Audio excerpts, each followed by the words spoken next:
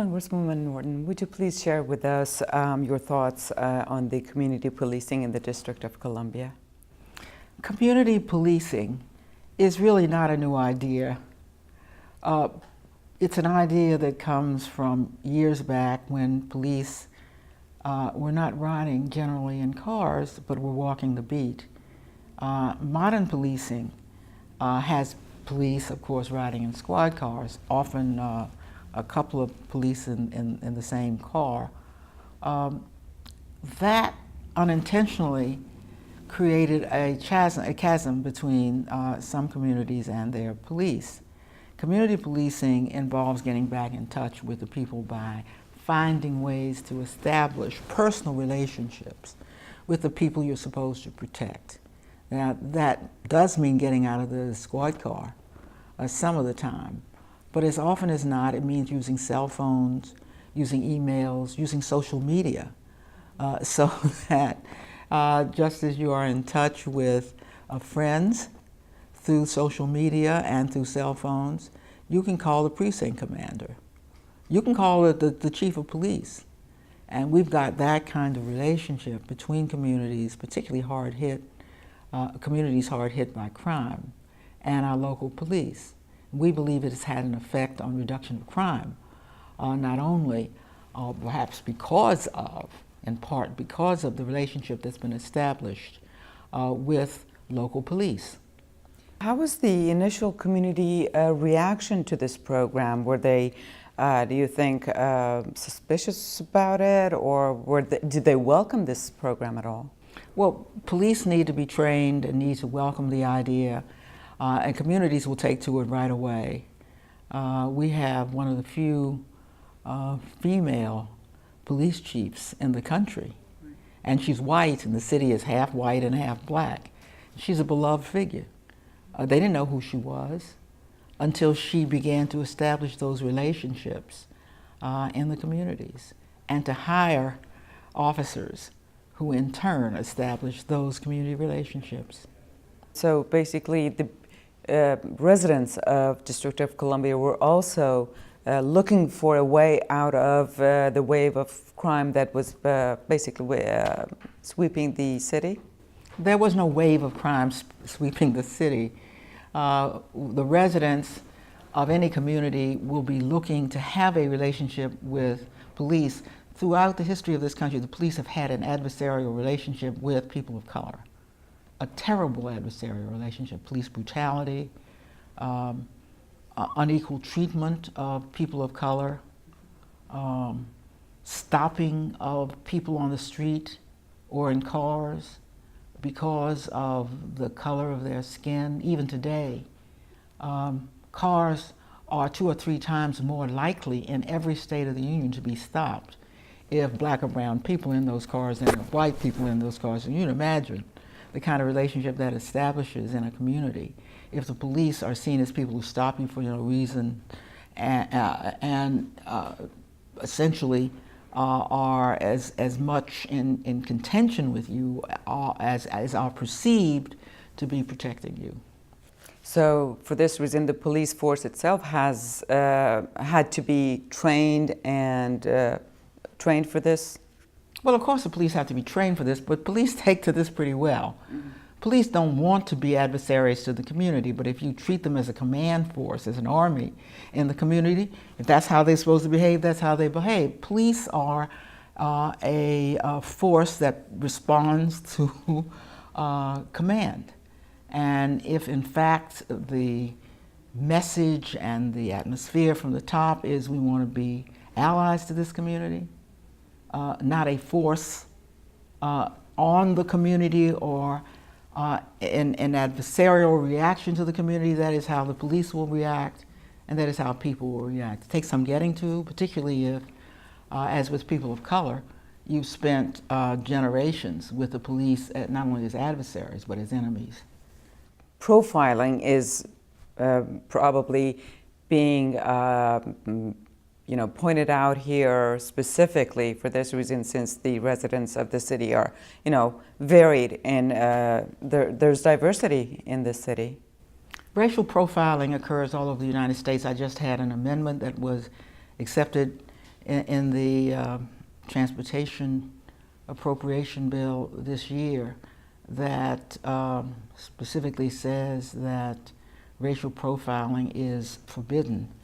It needed to be said, it needed to be written out as it is now in transportation law because of the record from the Justice Department showing that blacks and Hispanics, for example, are stopped at a rate 2 or 3 times that of whites.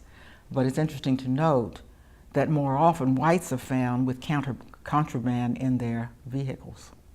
So that means that the blacks and Hispanics are being stopped for no reason. And when they stop whites, they probably have some suspicion because they don't have anything like the color of their skin to go by. What would you attribute the success of this program in the District of Columbia? Well, I think the success goes to simple human relations. You're much likely to want to cooperate with somebody who looks like he's reaching out to you than policing you. Someone who establishes a relationship with you so that you finally come to the point where you want to tell them things about crime in your community that you would have kept to yourself before. So it really is, frankly, an ordinary tenet of human relations. If the police establish themselves, go through the trouble, go through all the atmospherics of establishing themselves as an ally of the community, they will be treated in that way.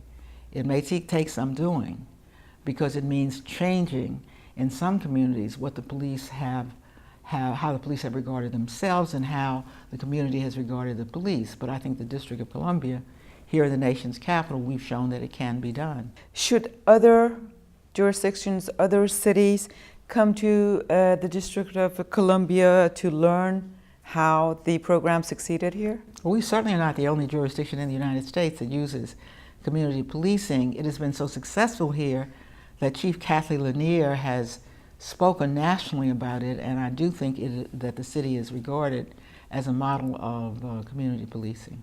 What is the role of local community organizations in helping this community policing succeed? The basic role is between whatever organizations or individuals in the community.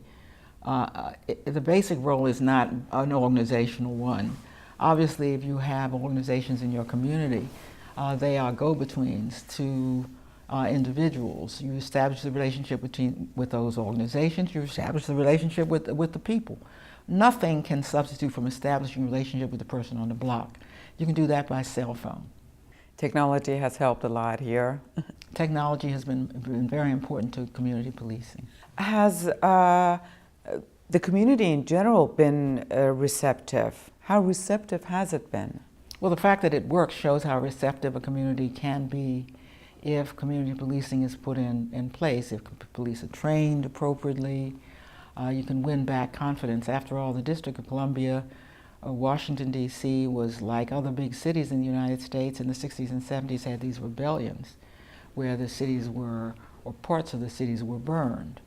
Now we come a generation later, and there is a very excellent relationship with the community, with the result that, among other things, crime has been dropping in the District of Columbia and in many other jurisdictions which use community policing. We just happen to be one that's well known for it.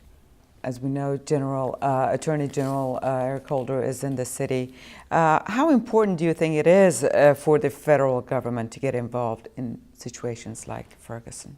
Well, in our country where government operates at 2 levels, the federal level and the state or local level, it is important if there is an applicable statute for the federal government to be involved, and there is a civil rights statute which is a separate jurisdiction from the criminal law jurisdiction of every state.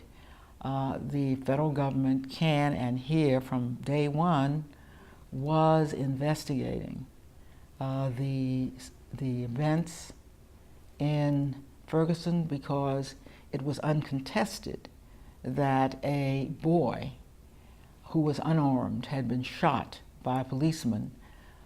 If one of these parties, the boy or the policeman, had not been of a different race, let's say there'd been two blacks or two whites, probably still would have been an investigation. But historically, this kind of relationship of police shooting an unarmed black person is not new.